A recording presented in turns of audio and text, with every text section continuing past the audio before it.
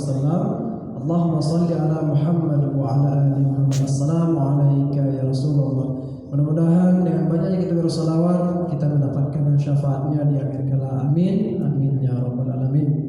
Baik, pada pagi hari ini kajian kita akan disampaikan oleh Ustadz Dr. Muhammad Rakib Jamari MA. Alhamdulillah Ustadz sudah bersama kita di sini. Untuk itu kepada Ustadz kami persilakan. Baik. Macam mana Pak Imam?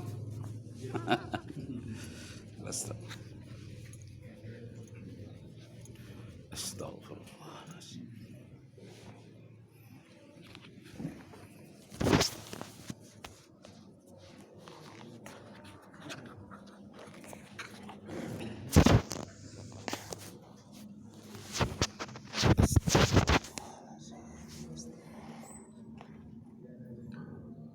Assalamualaikum warahmatullahi wabarakatuh. Alhamdulillah nahmaduhu wa nasta'inuhu wa nastaghfiruhu wa na'udzu billahi min shururi anfusina wa min sayyiati a'malina. May yahdihillahu fala mudilla lahu wa may yudlil fala hadiya lahu. Asyhadu an la ilaha illallah wahdahu la syarika lah wa asyhadu anna Muhammadan abduhu wa rasuluh. Amma ba'd. Bapak Ibu kaum muslimin jemaah Masjid Nurul Jannah, nanti malam jadwal saya lagi ya, malam ke-20 ya, tarawih. Tidak apa, singkat aja subuh ini. Bapak Ibu yang terhormat, ada doa yang selalu dipopulerkan oleh Abu Nawas. Apa doanya? Ilahi tulil firdausi ahla. Artinya, ya Allah, aku ingin mau masuk surga, tapi tak layak aku masuk surga. Kalau aku menjadi ahli surga, aku tidak layak ya Allah. Kenapa? Karena dosaku terlalu banyak. Tapi juga aku tidak sanggup masuk ke neraka-Mu karena aku orang yang lemah. Karena itu ya Allah, fahabli taubatan waghfir zunubi. Karena itu ya Allah, tidak ada jalan yang lain. Engkau ampunilah dosa-dosaku. Jumlah dosaku lebih banyak daripada pasir di tengah padang pasir, lebih banyak daripada pasir di pantai, lebih banyak daripada buih di dalam lautan. Tidak ada yang lain, keampunan-Mu lah yang aku harapkan. Karena ya Allah, keampunan-Mu itu menyebabkan aku terlepas dari ikatan dosa-dosa. Nah, saat itu dihafal di pesantren-pesantren, di Gontor dan banyak pesantren itu. Ilahi tulil firdausi ahla wa la aqwa ala nadir jahim. Wala aqwa ala nari, aku tak berdaya. Seandainya aku tidak layak untuk masuk surga, aku tidak berdaya ketika aku dimasukkan ke neraka. Fahabli taubatan waghfir zunubi. Karena itu ya Allah, ampunilah segala dosa-dosaku. Nah, jadi pada malam-malam terakhir separuh ke atas dari Ramadan itu disebut dengan maghfirah, keampunan. Jadi ada rahmat, barakat, terakhir keampunan. Jadi lebih banyak di akhir-akhir Ramadan kita lebih banyak mohon ampun kepada Allah Subhanahu wa taala. Nah, Bapak Ibu, Abu Nawas ini dia sebetulnya penasihat dari hakim di Baghdad. Bagaimana penasihatnya? Banyak masalah-masalah yang pelik, masalah-masalah yang sulit, orang menghadap kepada dia. Pada satu kali Khalifah mengadu kepada Abu Nawas tentang banyaknya menteri-menterinya yang korupsi. Diundanglah Abu Nawas menghadapi 50 menteri itu. Setelah datang, dia bawalah peci kopiah yang robek-robek, tembus-tembus bekas dimakan lipas. Kata Khalifah, bajumu bagus, tapi kenapa topimu berlubang-lubang? Ini adalah topi ajaib, katanya, peninggalan nenek moyang saya. Apa ajaibnya topi ini? Ajaibnya bisa meneropong siapa orang yang korupsi. Siapa yang menjadi koruptor, siapa yang tidak, bisa diteropong melalui kopiah saya ini. Wah, pas, kata Khalifah. Kenapa? Saya memang mengundang kamu ke sini untuk melihat di antara 51 wazir menteri saya ini, siapa dia yang korupsi. Persis itu, ayah bisa Khalifah. Nah, jadi diumumkanlah oleh Khalifah. Ini ada Abu Nawas yang akan memberikan nasihat kepada kalian. Ikuti apa yang dikatakan oleh Abu Nawas. Ya Khalifah. Nah, lalu Abu Nawas pun mulai maju, tampil ke depan. Dia angkat pecinya, kopiahnya diangkat. Katanya, para menteri sekalian, kalau menteri itu dalam bahasa Arabnya wazir, kalau dia banyak wuzar. Ya wuzara, hei para menteri. Tadi Khalifah sudah mengatakan apa yang dikatakan oleh Abu Nawas, apa yang saya katakan, Anda harus ikut. Iyalah. Nah, ini saya bawa peci yang berlubang-lubang ini peninggalan nenek moyang saya, peci ajaib. Nah, ini bisa ketahuan nanti nih siapa yang suka korupsi, siapa yang tidak, siapa yang pernah menjadi koruptor. Di antara kita ini nanti akan terlihat. Ya, bagaimana? Siapa yang tidak pernah korupsi akan melihat ada gambaran surga di dalam peci ini. Nah, jadi gambaran surga ada karena dia tidak pernah korupsi. Tapi bagi yang pernah korupsi, dia akan melihat gambaran neraka di dalam kopiah saya ini. Nah, dipanggillah menteri satu persatu. Kesimpulannya, seluruh menteri tadi melihat gambaran surga di dalam peci Abu Nawas. Oh iya ya, ada bidadari nari di dalamnya, padahal kepinding yang ada di situ juga. Nah, seluruh menteri tadi mengatakan, oh iya, aku melihat ada bidadari, ada sungai mengalir di dalamnya, banyak buah-buahan di dalamnya. Aku melihat ada gambaran surga di dalam peci ajaib ini. Nah, kata Khalifah, sampai gilirannya kepada saya.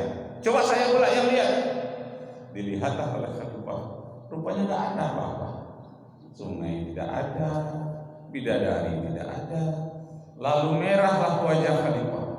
Kata Khalifah, wahai Abu Nawas, mereka ini orang-orang ahli surga barangkali, karena dia semuanya melihat surga, gambaran surga di dalam peci ajaib ini.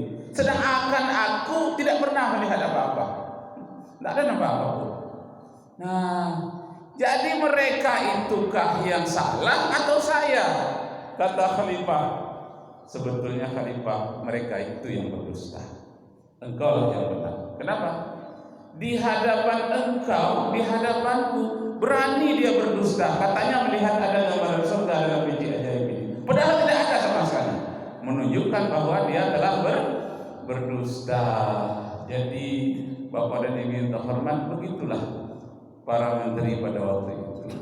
Dia melaporkan hal yang tidak benar, tapi karena dia ada suatu keinginannya, nah dia coba membuat hal-hal yang bertentangan dengan keadaan yang sebenarnya. Itulah kisah menteri-menteri di zaman dahulu. Abad yang mulai dari abad yang ke-8 ya, abad ke-8 abad ke-9, ke-10 sampai abad ke-12. Abad ke-12 masuk abad yang ke-13, Baghdad hancur oleh tentara Khulafakan dari Mongol. Nah, jadi beriman terhormat, apa kesimpulannya? Kesimpulannya kebohongan yang dilakukan oleh para menteri itu tadi di hadapan khalifah itu rupanya seluruhnya itu melakukan laporan yang tidak benar. Lalu kata khalifah, apa solusinya? Jalan keluarnya apa? Wahai Abu Nawas, jalan keluarnya seluruh menteri yang ada di sini harus diganti. Mereka telah berbohong semuanya. Nah, atas nasihat Abu Nawas tadi digantilah menteri-menteri tadi dengan menteri yang baru. Apa artinya menteri itu? Kesalut kamu dengan menteri itu. Apa artinya menteri itu? Menteri itu artinya pembantu, iya kan? Jadi janganlah usah mau jadi menteri. Menteri itu pembantu. Ya walaupun pembantu, tapi pembantu raja ya. Walaupun pembantu presiden. Nah, jadi pokoknya minta hormat. Jadi kebohongan-kebohongan itu terjadi di zaman dahulu. Kenapa? Karena mereka berdusta ketika tidak ada pengawasan dari kerajaan, dari kekhalifahan pada waktu itu. Nah, jadi coba bayangkan wahai khalifah, kata Abu Nawas, masih ada engkau di sini sudah mau dia berdusta, apalagi ketika dia berhadapan dengan rakyat, ketika tidak ada yang mengawasi, kebohongan apalagi yang akan mereka buat. Nah, itulah yang disinyalamin oleh Rasulullah dalam satu hadis, ya'ti 'alan nasi zamanun la yubalil mar'u aina akhadha maluhu aminal halal aminal haram. Akan datang suatu masa nanti di mana manusia tidak lagi memperdulikan dari mana dia akan mendapatkan harta, apakah melalui jalan yang halal atau jalan yang haram. Mereka tidak mau peduli lagi. Makanya dalam Al-Quran itu ada satu surat namanya surat penipuan. Ya, tahu belum? Surat tentang penipuan ada dalam Al-Quran. Surat yang ke-83 namanya surat Al-Mutaffifin. Wailul lil mutaffifin. Celaka besar di dunia ini karena banyaknya para penipu. Alladzina idza iktalu 'alan nasi yastawfun. Apabila dia bersama dengan masyarakat terjadi jual beli di pasar atau jual minyak di pinggir jalan di mana-mana, selalu dia mengatakan kepada orang, penuhkanlah sukatan minyak, penuhkanlah timbangan, pas-paslah kalau kalian menimbang. Itu katanya kalau dia menyuruh orang lain mengukur menimbang, mengukur tanah, menimbang, paslah. Itu dia menyuruh orang lain. Tapi wa idza iktalu 'alan nasi yastawfun wa idza kaluhum aw wazanuhum yukhsirun. Apabila dia mengukur sendiri, apabila dia menimbang sendiri, menyukat sendiri, dia kurang-kurangi jumlahnya. Nah, itu pekerjaan yang wazir tadi itu, menteri-menteri dari Khalifah Harun al-Rasyid, selalu mengurangi timbangan dan selalu mengurangi sukatan.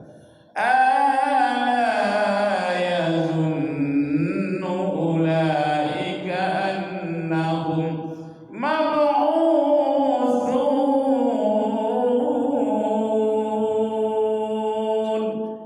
Mereka lupa bahwa mereka akan diminta pertanggungjawaban nanti di akhirat. Mab'utsun itu hari berbangkit. yakni hari kiamat. Seluruh orang diminta pertanggungjawaban. Yauma, pada hari itu, yauma yaqumun nasu lirabbil alamin. Seluruh manusia berbaris menghadapi timbangan Allah Subhanahu wa taala. Nah, di saat itulah tahu siapa yang pernah menipu, dia akan cari orang yang pernah dia tipu. Misalnya menipu timbangan, satu hari 5 orang dia tipu timbangan. Dan entah di warung, entah sukatan minyak, entah ukur tanah, entah apa lagi. Satu hari di pasar umpamanya daging tak pernah tepat ukurannya. Kita membeli sekilo di pasar Kodi. Enggak tahu kalau di sini ya. Nah, dulu, sekarang tidak lagi ya. Dulu kira-kira 10 tahun yang lalu ketika saya tinggal di sana. Nah, itu tidak pernah tepat timbangannya itu. Sampai-sampai dia bawa kepada teman-teman yang lain. Kalau orang yang disegani, coba aku katanya timbangan timbangan saya ini kurang bagus katanya. Tapi kalau pada orang yang tidak disegani, itu yang dipergunakannya. Nah, kadang-kadang minta daging yang bersih, dikasihnya yang lemak-lemak yang tidak berguna, yang bawa penyakit. Yang penting sampai 1 kilo. Nah, satu persatu nanti orang ini akan ditemuinya di akhirat. Mohon, satu persatu di padang mahsyar yang begitu panas, beribu-ribu orang yang sudah pernah ditipu. Bagaimana nanti dia mempertanggungjawabkan apa yang dia perbuat? Dicari satu persatu, dia harus minta maaf. Kalau tidak juga, itu pahalanya nanti diambil oleh orang yang dia tipu, dan kebaikannya sampai kepada orang yang dia tipu, dan dosa orang yang dia tipu itu diambil oleh orang yang menipu itu tadi. Nah, jadi pada minta hormat, makanya dalam satu hadis dinyatakan oleh Rasulullah at-taflis, tentang orang yang bangkrut. Orang yang bangkrut di dalam bahasa Arabnya muflis. Jadi kalau kita punya anak, punya cucu, janganlah diberi nama muflis. Ya, taflis itu artinya bangkrut, muflis orang yang bangkrut. Siapakah orang yang bangkrut itu? Orang yang bangkrut adalah orang yang rajin puasa, banyak sedekah, banyak tahajudnya, tarawihnya, panjang doanya. Orang itu bangkrut. Kalau apa? Kalau dia menipu atau pernah menipu, nah bangkrut dia.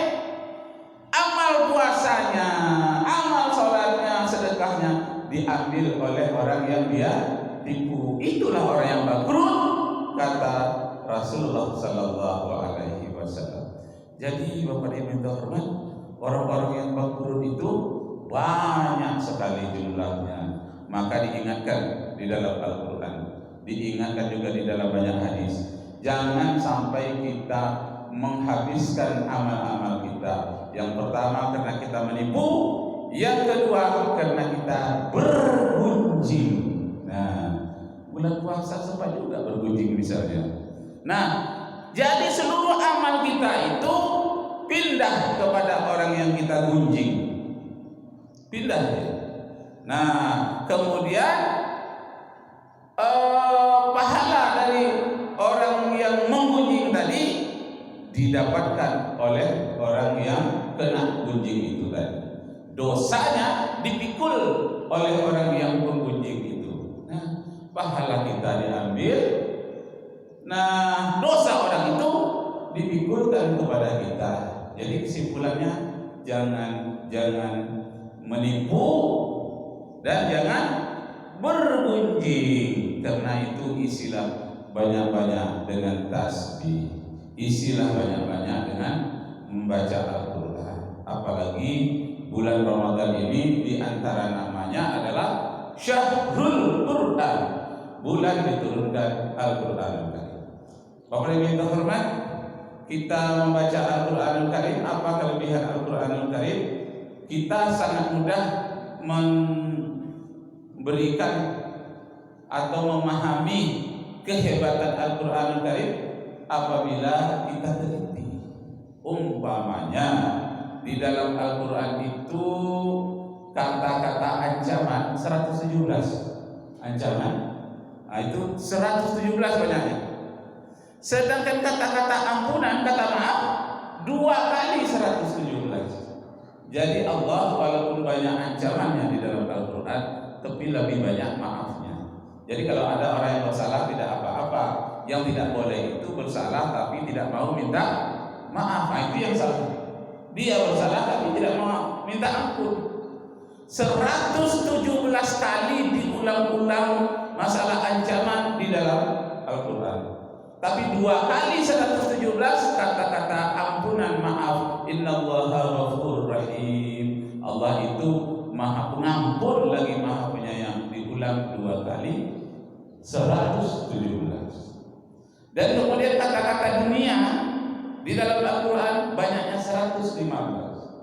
Kata-kata akhirat juga 115. Sama banyaknya antara jumlah kata dunia dengan kata akhirat. Makanya dalam Al-Qasas ayat 77 dinyatakan wabtaghi fima ataka Allah daral akhirah wa la tansa nasibaka minad dunya wa ahsin kama ahsana Allah ilaik wa la tabghil fasada fil ardi innallaha la yuhibbul mufsidin. Carilah apa saja yang akan membahagiakan kita untuk besok di akhirat, tapi jangan lupa tentang kebahagiaan di dunia. Berbuat kebaikanlah di dunia dan jangan berbuat kerusakan. Allah tidak suka kepada orang yang berbuat kerusakan. Nah, jadi Bapak Ibu yang terhormat, yang menghabiskan pahala amal orang itu tadi adalah kalau dia menipu. Kemudian yang kedua apabila dia bergunjing. Yang ketiga apabila dia menzalimi. Nah, apabila dia menzalimi, dia banyak amalnya, bagus sholatnya, tapi ada hak orang yang dia zalimi. Nah, orang ini bangkrut, menjadi muflis besok di akhirat. Kenapa? Karena dia menzalimi orang dengan berbagai-bagai cara. Di antara menzalimi itu membunuh orang. Kita mungkin merasa mana pernah saya membunuh orang. Tidak pernah ada senapang, tidak ada pisau, tapi diam-diam sebetulnya bisa kita menjadi pembunuh orang. Pembunuhan apa? Pembunuhan karakter. Nah, itu dalam bahasa Arabnya al-hisis. Dalam bahasa ilmu psikologi namanya assassination, pembunuhan karakter. Orang itu baik-baik difitnah seperti ini, dibelokkan ke sini sehingga orang lain ikut tidak senang kepadanya. Itu namanya namamun, menghasut orang lain supaya tidak senang kepadanya. Itu namanya pembunuhan karakter. Jadi diam-diam bisa saja kita telah menjadi pembunuh. Yang kita bunuh lebih parah daripada pembunuhan lahiriah. Bunuh secara karakter, secara sifat. Nah, saya pernah orang mencoba membunuh karakter saya. Ya waktu aktif ya bekerja. Apa katanya? Pak Rakib itu ijazahnya palsu katanya. Masa gelarnya begitu banyak, di mana dia beli itu katanya. Katanya saya beli gelar saya. Untuk apa dibeli-beli? Masya Allah. Memang pada waktu itu 10 tahun yang lalu, tapi memang banyak orang kuliah di hotel-hotel, kuliah seminggu, sebulan, datang dosennya dari Jakarta, bayar, lalu diwisuda. Disangkanya saya seperti itu. Maksudnya apa? Untuk membunuh karakter saya supaya orang lain terpengaruh. Nah, itu di dalam hadis dikatakan la yadkhulul jannah an-namamun, tidak akan masuk surga orang yang suka menghasut, mengadu domba, memfitnah. Nah, jadi kalau khusus fitnah dikatakan la yadkhulul jannah fattanun, tidaklah akan masuk surga orang yang suka membuat fitnah. Jadi Bapak Ibu terhormat, nah itulah kehadiran bulan suci Ramadan ini membersihkan jiwa kita. Dalam hadis dikatakan, laisas siyam minal akli wasyurbi. Bukanlah puasa itu hanya sekedar menahan makan dan minum.